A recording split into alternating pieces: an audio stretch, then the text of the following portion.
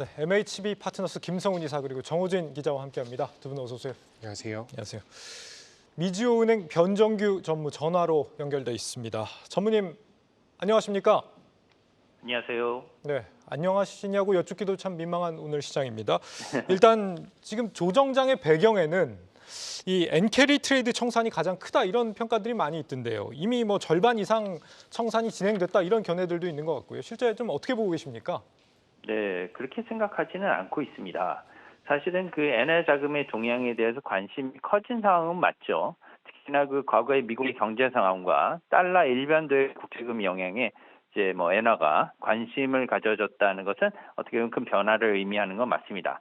하지만 그 현재 상황으로 보면은요, 엔캐리가 청산이 되려면 일본의 투자가 가능하고 그다음에 일본의 채권, 주식의 투자가 더 늘어나야 되는 상황이거든요. 그런데 일단 보시면 주가가 똑같이 지금 하락을 하고 있어요. 그리고 부동산이 많이 올랐지만 이것은 인플레이션이 주된 원인입니다.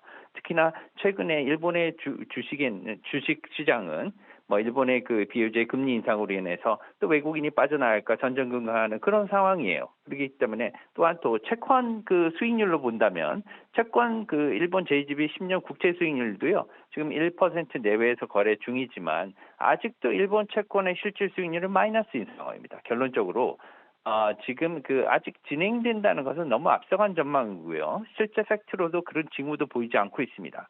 두 번째 본다면 미래 청산이 가능할 그런 가능성은 충분히 있다. 그리고 일단 그럴 경우에는 일본 국채 수익률이 플러스로 전환이 되고요. 일본 기준금리가 현재보다 약 50bp, 0.5%포인트 이상 올라서 일본 장기 국채 수익률이 적어도 1%, 1.5% 정도 이상 상회 시에는 해외 투자 자금의 회귀가 가능하다 이렇게는 봅니다. 따라서 현재는 BOJ 금리 인상 가능성 때문에 지금 자금 유입 또한 약간의 정체를 보이고 있지만 향후에 엔화 청산 가능성은 있을 수 있다 이렇게 말씀드릴 수 있겠습니다. 예, 사실 그 달러 대비 엔화 환율이 굉장히 많이 하락하고 있는 부분도 있기 때문에 사실 좀 자금이 엔화가 많이 유입되고 있는 부분을 저희가 또 염려를 하고 있는 것 같고요. 만약에 지금 엔캐리 트레이드 청산이 아니라고 한다면 전무님께서 보고 계신 지금의 조정은 어떤 원인이라고 좀 평가를 하고 계신 건가요? 예, 좋은 질문이십니다. 지금은요, 어떤 뭐냐면 자산 가격의 조정이 오고 있는 거예요. 왜냐하면은 지금은 그 코로나19 이후에 자금이 굉장히 많이 풀렸습니다. 유동성이 증가했고, 그 위에 이것을 물가 상승을 잡기 위해서 QT, 연준이 양적 기축을 하면서 유동성을 흡수를 빨리 해왔어요. 이것을 갖다가 또 그 연준의 그 이사들이 굉장히 이거 빨리 진행을 하고 있었는데, 이 상황에서는 사실은 시장 가격을 유지하기 위해서 금리 인하가 필요했던 거죠. 그렇지만 이것이 이번 7월에 부결이 되면서 시장의 실망감도 굉장히 많이 쌓이면서 이게 급격하게 반영이 같이 되고 특히나 이란 이스라엘 문제까지 겹치면서 또 PMI나 지표가 또 안 좋게 나왔어요. 이런 모든 것이 갑자기 겹치면서 이렇게 검은 뭐 블랙 프라이데이나 먼데이가 오게 된 그런 상황으로 보입니다. 하지만 장기적으로 본다면 이 같은 현상은 어차피 사이클 현상에서 리플레이션 이후에는 인플레이션이 오고 경기 둔화 다음에는 경기 침체가 오는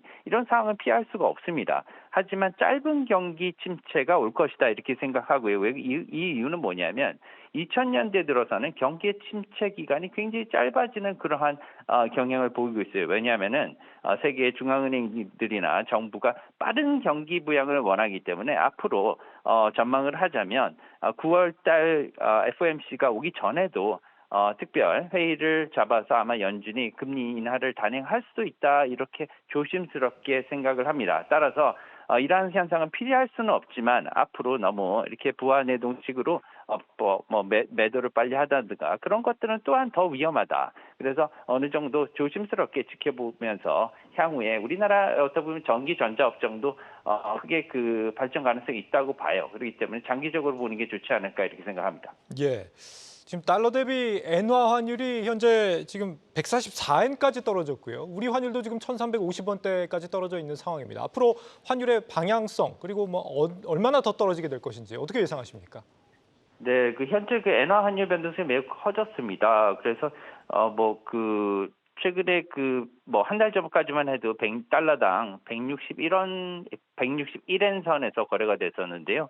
지금 오늘 지금 142엔까지 떨어졌다가 144원 4엔 선으로 이렇게 오른 상황입니다. N1 환율은 더 심각해서요. 8.5, 100엔당 850원 수준에서 지금 100엔당 지금 930원 선까지 올라온 상황입니다. 이렇게 빨리 올라와 있는데요. 향후에는 조금 이렇게 N1 추가 상승 가능성이 있습니다. 그래서 2025년 초반이죠. 올해 말까지 달러 N 환율 140엔대까지 이렇게 내려갈 것으로 전망을 하고요. 달러 원 환율도 1,300원 정도를 전망을 하고 있습니다. 그래서 단기적으로 N1 환율도 100엔당 920원에서 950원 사이 이렇게 전망을 하고요. 달러 원 환율도 그거보다는 조금 못 미치지만 1,300원대까지 하반기에 하락할 것으로 이렇게 전망을 하고 있습니다. 지금 말씀 주신 이 경기 침체에 대한 우려 그리고 또 안전자산 선호 현상 때문인지 미국채 10년물 금리도 3.7%대까지 지금 많이 내려와 있습니다. 어느새 이제 4% 선이 붕괴되고 내려와 있는데 실물 경제 측면에서 뭐 충분히 더 떨어지는 게 또 유리한 부분도 있을 것 같긴 합니다만 현재 국채 금리는 지금 어떤 수준이라고 생각하시는지 궁금합니다. 추가로 더 하락할까요? 네, 미국 국채 금리가 최근 지난 그 금요일부터 시작해서요. 주가 하락만큼 많이 빠졌습니다. 지금 미국 국채 금리 수익률도요 급락을 했는데요. 현재 지금 그 미국 국채 수익률이 지난 목요일 10년채 기준으로 4.06%에서 현재 3.76%로 약 30pp 0.3%포인트 하락했고요. 2년물도요. 지난 목요일 기준 4.25%에서 어제 3.8% 약 0.4%포인트 하락을 하면서 좀 그 특징적으로는 단기채 수익률의 하락세가 장기채보다 매우 빠르게 지금 내려가고 있습니다. 그래서 현재 3.76 10년물이 2년물이 3.81 거의 그 장단기 금리 차가 없어진 상황이에요. 그래서 조만간 미국채 장단기 금리 역전은 해소가 될 전망이고요. 향후의 수익률 하락폭은 조금 다를 것 같습니다. 왜냐하면은 주식 회복은 빠를 것 같지만 이 수익률의 회복은 수익률 하락폭은 장단기가 둘이 다를 것 같아요. 이제 인플레이션이 아직도 남아있기 때문에 장기채 금리는 완만하게 소폭 하락할 것 같지만 단기채는 이제 금리 인하가 빨리 진행될 것으로 보여서 연말까지 기준금리를 100bp, 1%포인트까지도 내릴 수 있다고 봅니다. 그렇기 때문에 미국 단기채 수익률은 급락할 것으로 이렇게 예상을 하고 있습니다. 예, 여기까지 듣겠습니다. 전문님 오늘 말씀 감사합니다. 네, 감사합니다. 네, 미주은행의 변정규 전무와 함께했습니다. 네, 지금 니케이 지수가 지금 10% 넘게 지금 낙폭을 키우고 있다는 얘기가 있는데 앞서 우리 전무님 말씀대로 듣자면은 엔캐리 트레이드 청산이 아니다 이렇게 말씀을 주고 계신단 말이죠. 네. 청산이 아직 시작도 안 했다라는 얘기가 오히려 더 섬뜩하게 들리는 것 같습니다. 엔캐리 트레이드가 과거에도 뭐 이렇게 청산됐던 사례가 있었다면서요? 있기는? 네, 맞습니다. 근데 일단 그걸 짚기 전에 엔캐리 트레이드가 진행될 요건부터 간단하게 짚어보면요. 네. 일단 엔화 약세가 좀 지속될 것이다 이런 기대감을 바탕으로 해서 외국에서 좀 수익률을 가져올 만한 이런 투자처가 있어야 하거든요. 근데 최근에 지금 일본 중앙은행에서 뭐 금리 인상도 하고 테이퍼링도 하면서 이게 많이 무너지고 있는 건데 과거 사례를 한번 살펴보면요. 이 최근 30년 기준으로 5차례 정도가 있었습니다. 그중에서 좀 급격하게 일어났던 거는 1998년, 2008년, 2020년 세 차례를 한번 짚어볼 수가 있겠는데요. 이때 모두 미국과 일본의 금리 차가 줄어들었고 뭐 글로벌 금융 위기라든지 뭐 코로나19라든지 이런 식으로 자산 시장 전반에 좀 타격을 줄 만한 변수들이 있었습니다. 지금 나오고 있는 화면이 저 1차, 3차, 5차 청산 시기인데요. 자, 이 당시에 그러면은 시장에 얼마나 영향을 미쳤냐라고 살펴보면요. 자, 일단 1차 청산 당시에는 미국 증시가 이 엔캐리 트레이드가 청산되면서 이 S&P 500 같은 경우에는 14% 빠졌고요. 유럽 증시는 27%나 빠졌습니다. 또 그 2008년도에 보면은 이 엔캐리 트레이드가 청산된 이후로도 뭐 서브프라임 사태도 있었고 리먼 브라더스 청산 이런 이슈도 있으면서 40% 넘게 빠졌고요. 예. 3차 때는 다행히 좀 유동성 완화 정책을 빠르게 하면서 그 전만큼 빠지진 않는 모습 보였습니다. 3차 정도면 지금 이미 도달해 있는 상태 정도 될 것 같기도 하네요. 네네. 이번에 만약에 엔캐리 트레이드가 청산되고 있다라고 한다면 규모가 얼마나 된다고 봐야 되는 거예요? 일단 사실 엔캐리 트레이드의 정확한 규모를 파악하기는 어려운데요. 좀 간접적으로 추정하는 부분들이 있습니다. 네. 일단 첫 번째로 엔화 선물 포지션 같은 걸로 확인을 할 수가 있는데요. 일단 상황을 보면은 과거에 이 160엔대 초반일 경우에 지금 이 순매도 포지션이 18만 계약을 뚫었거든요. 이게 2022년에는 이게 4만 계약 정도 됐습니다. 그러니까 4배나 넘게 늘었으니까 외환 시장에서는 확실히 엔캐리 트레이드가 있었다라고 볼 수 있겠는데 좀 자산 시장에 미치는 영향은 적을 수 있다라는 견해들이 나오는데요. 이게 지금 외국은행 지점에서 본점으로 송금을 얼마나 했느냐라고 살펴보면은 보시는 것처럼 2022년 이후로는 좀 제한된 안에서 좀 움직이고 있습니다. 그러니까 저게 어떤 의미냐면 뭐 미국 은행이 일본에 지점이 있다. 여기서 미국으로 얼마나 보냈느냐. 그러니까 일본 자금을 얼마나 끌어갔느냐를 뜻하는 거거든요. 네. 그렇다 보니까 외국인들의 이 엔캐리 트레이드의 규모는 그렇게 크지 않았을 것이다라고 분석하는 목소리가 많이 나오고 있습니다. 예, 코스피도 지금 서킷 브레이커가 발동됐다라는 소식 전해드리겠습니다. 이 지금 뭐 과거만큼 뭐 충격이 크지 않을 수 있다라고 이야기를 했지만 이미 굉장히 급락과 함께 아픈 상황이거든요.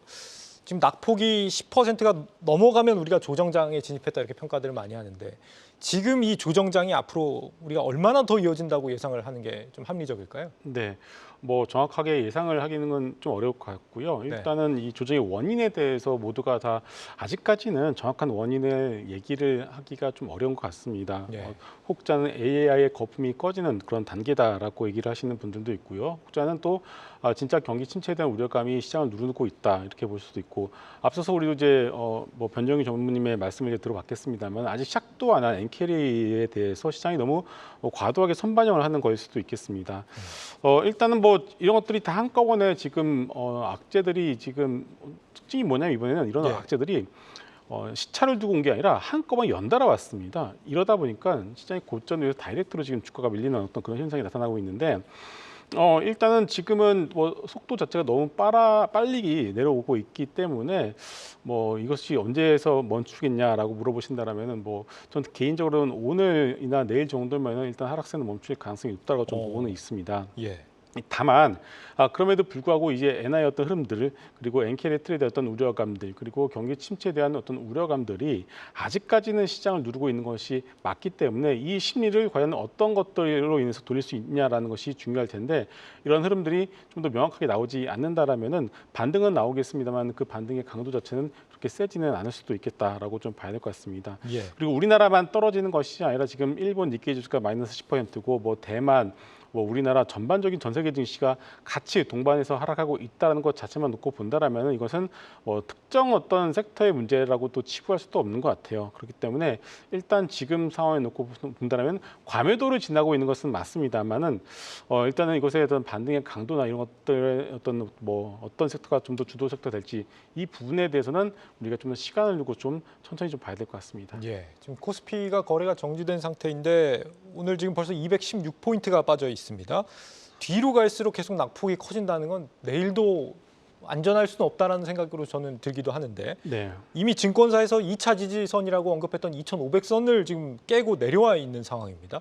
예상 하단은 우리가 어느 정도 잡아보면 될까요? 네, 뭐 지수로 그 하단을 잡는 건 좀 의미는 없는 것 같고요. 예. 일단 수급으로 우리가 미루어 짐작을 해볼 수 있을 텐데, 일단 양시장 모두 급락을 하고 있습니다만은 좀 수급에 좀 차이가 있습니다. 코스닥 같은 경우에 보시면은 개인분들이 투매를 나서고 있습니다. 예. 개인분들이 3천 넘게 투매를 하고 있는 상황에서 외국인과 기관이 코스닥 시장 같은 경우는 양매수가 나서면서 그 투매를 받아내는 그런 모습을 보여주고 있고 코스피 같은 경우는 코스닥 대비해서 올해 어느 정도 상승률도 좀 좋지 않았겠습니까? 그러다 보니까 신용잔고에 대한 부분도 코스닥보다 훨씬 더 부담스러운 상황입니다.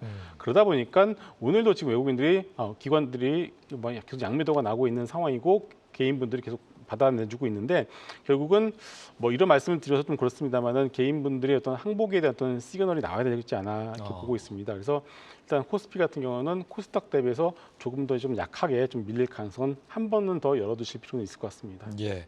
지금 시장이 충격을 받는 동안에 오히려 강세를 보이고 있는 뭐 투자 대안 같은 것들이 좀 있지 않아요? 어디가 있어요?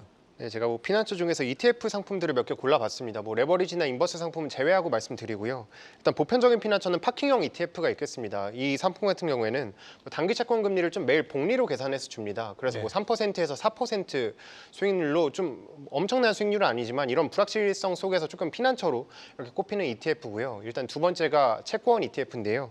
자, 이 경기 침체가 온다면 아무래도 금리 인하 그리고 좀 가격 반등을 기대해 볼 수 있는 게 바로 미국 장기채 거든요. 이거를 네. 또 ETF로 접근할 수 있으니까 이런 대안들도 있습니다. 특히 보시면 지금 엔화 노출이라고 적힌 저런 상품들 같은 경우엔 좀 엔화가 강세를 보일 때 이런 환차익도 노릴 수 있는 상품들이라는 점 말씀드리고요.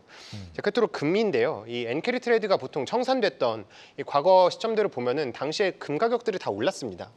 안전자산에 대한 이런 수요가 증가하기 때문인데 지금도 이 금 가격이 역대 최고치를 거의 찍고 있으니까요. 찍고 있고요. 그리고 또 ETF 상품 중에서도 금 현물에 투자하는 상품이 한 투운용 같은 곳에서 운용을 하고 있으니까 이것도 충분한 대안 중에 하나로 고를 수 있겠습니다. 예. 금 같은 경우는 뭐 어제 오늘 올라간 게 아니지 않습니까? 최근에 계속해서 지금 상승세를 보이고 있고 네. 이런 그 마침 미국 경기 둔화도 오고 있고 이런 상황이다 보니까 네. 이런 투자 대안들을 우리가 좀 고민들을 해보게 되는데 네. 어떠세요, 이사님 생각은? 뭐 단기적으로 보거나 아니면은 자산 배분의 어떤 하나의 방편으로서 가져가시는 거는 나쁘지는 않다라고는 보고는 있습니다. 예. 근데 뭐 지금 와서 내가 가진 포지션을 다 정리해서 몰빵을 간다던가 어떤 그런 식의 극단적인 전략은 좀 역시나 좋지 않다라고 보고 있습니다. 지금 와서 우리가 뭐 손절해라 이렇게 말씀하시지는 않을 것 같고요. 조정 시 분할 매수를 이제 하긴 해야겠는데 네. 조정장이 지금 앞으로 더 길어질 수도 있지 않겠습니까? 만에 하나라도. 네. 조정 시 분할 매수를 어떻게 하면 좋습니까? 이게 얼마나 조정받을 때 매수를 하고 네. 한 번 매수는 뭐 얼마 정도 하는 게 좋고 이런 걸 네. 알 수가 없어요. 뭐 개인분들이 가지고 있는 자금의 성격 그리고 현금의 비중 그리고 개인분들 각각의 스타일에 따라서 달라질 수가 있기 때문에 네. 일괄적으로 제시를 해드린 것은 어려울 것 같고요. 다만 하나의 힌트를 드리자면은 내 종목이 몇 %, 이상 빠졌을 때 얼마를 사겠다 이런 전략보다는 지수를 보셔야 됩니다. 지수요. 예, 지수가 오늘처럼 어떻게 보면 누가 봐도 인정할 수 있는 그런 커다란 급락이 나왔을 때 이럴 때다 이렇게 뭐 추가적으로 뭐 10%든 20%든 이렇게 모아가시는 그런 전략이 필요하고 가장 경계를 해야 될 게 낙폭과대 이 반등이 나올 때 예. 반등이 나올 때 그때 양봉에 오히려 그때 추가 매수를 하시는 거는 가장 여러분들이 좀 하지 말아야 될 거라고 말씀드리도록 하겠습니다. 어째서입니까? 그때는? 휩쓸려 버릴 수 있습니다. 왜냐하면 지금은 바닥에서 변동성이 커지는 구간이거든요. 그럼 그게 뭐냐면 오늘같이 장대 음봉이 나왔다가 내일은 또 장대 양봉이 나올 수 있습니다. 근데 장대 양봉이 나왔다라서 따라갔는데 다음날 또 밀릴 수 있거든요. 그러면 또 손절할 수밖에 없습니다. 그래서 오히려 지금 같은 경우에는 이런 공포를 사고 오히려 반등이 나올 때는 잠깐 좀 덜어내는 그런 좀 거꾸로 가는 그런 전략이 좀 필요하지 않을까 싶습니다. 데드캣 바운스를 조심해라 네. 이런 말씀이시군요. 그렇다면 조정 시 분할 매수 전략을 좀 해볼 만한 도전해볼 만한 그런 종목이나 섹터가 있을까요? 우리가? 보통 지수가 이렇게 급락한 이후에 반등일 때는 제일 먼저 이제 단기 낙폭 과대 종목들과 섹터들을 먼저 보게 됩니다. 그러면 우리가 생각을 해보신 것이 바로 반도체겠죠. 네. SK하이닉스나 삼성전자 같은 대표적인 반도체 업종들이 고점 대비해서 워낙에 단기적으로 급하게 빠졌기 때문에 이들 섹터들의 반등이 먼저 나올 거라고는 보고는 있습니다. 다만 우리가 AI 거품에 대한 얘기들부터 해서 여러 가지 안 좋은 얘기들이 나오고 있는 상황에서 이들 섹터가 상반기의 주도주의 역할을 이제는 더 이상 못한다는 것은 이제는 다 알 거라고 보고 있습니다. 예. 그러면은 결국은 우리가 이제 시장이 조정이 전까지 잘 버텼었던 섹터가 바로 조선, 방산, 바이오거든요. 일단은 이들 섹터 내에서 결국은 하반기에도 만약 시장이 전체적 뭐 시스템 리스크나 이런 것들이 없다라는 가정하에서 조선, 방산, 바이오들이 이 시장 조정이 마무리가 된 이후에 반등해서 다시 한번 주도주 역할을 할 가능성이 높다라고 좀 보고는 있고요. 또 하나 이 코스닥 시장 보시면 오늘 지난주부터 하반기부터 지난주 주 후반부터 안 빠집니다. 잘. 예. 안 빠지고 있는데 결국 안 빠지는 이유가 뭐냐면 워낙에 많이 빠졌기도 하고요. 그리고 코스닥 시장 내에서 이제는 하반기에 돌아서는 섹터들이 많습니다. 은근히 뭐 게임도 마찬가지고요, 엔터도 마찬가지고 그리고 신재생 섹터가 역시도 하나둘씩 종목들이 어닝 서프라이즈를 생각하는 종목들이 나오고 있습니다. 그러면은 이미 코스닥 시장 자체가 전 세계에서 꼴찌 아니겠습니까? 이미 벌어질 대로 벌어진 상황에서 오늘 다시 한번 서킷 브레이크를 맞았거든요. 예. 그러면은 가격적 메리트가 워낙에 생긴 종목들이 지금 부지 기수일 겁니다. 그럼 결국 우리가 지금 시장에 대해서는 상당히 좀 걱정하는 것은 맞습니다만은 한편으로 지금 내가 현금을 100% 가지고 있다라고 생각하신다면은 지금 코스닥 시장 내에서 한 단계 더 올라가면 되는데 워낙에 벌어져 있는 종목들 내에서 분명히 기회가 있다라고 좀 볼 수 있을 것 같아요. 그래서 너무 지금 상황 갖다가 비관적으로 보실 필요는 없을 것 같다라고 보고 있습니다. 감사합니다. 네, 현금과 용기를 지금 좀 준비해 놓도록 하고요. 시장 진단 일단 여기까지 하고 잠시 후에 시장 진단 조금 더 이어가 보도록 하겠습니다. 저희 취재 기자가 준비한 소식 이어서 들어보겠습니다. 취재 현장으로 이어갑니다. 계속해서 다양한 경제 이슈를 알고 싶다면 구독과 좋아요, 알림 설정 부탁드립니다. AI 캐스터 권미정이었습니다.